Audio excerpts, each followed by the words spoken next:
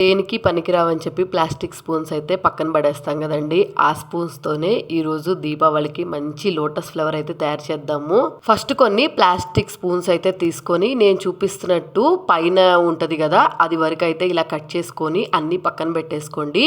Next అయితే ఇట్లా cardboard తీసుకొని దాన్ని రౌండ్ సర్కిల్ షేప్లో అయితే కట్ చేసుకోండి పెన్తో గీసుకొని. తర్వాత కార్డ్బోర్డ్ మీద నేను చూపిస్తున్నట్టు గమ్తో స్టిక్ చేసుకుంటా స్పూన్స్ అన్నీ ఇట్లాగా ఫ్లవర్ షేప్లో వచ్చేటట్టు అయితే అటాచ్ చేసుకోండి. కొంచెం జాగ్రత్తగా స్టిక్ చేసుకున్నాం అనుకోండి అన్నీ చాలా పర్ఫెక్ట్గా అయితే స్టిక్ అవుతాయి. నెక్స్ట్ ఫ్రంట్ సైడ్ పెట్టేశాను కదా, దాన్ని రివర్స్ చేసేసి బ్యాక్ సైడ్లో అయితే ఇలా పెడుతున్నాను.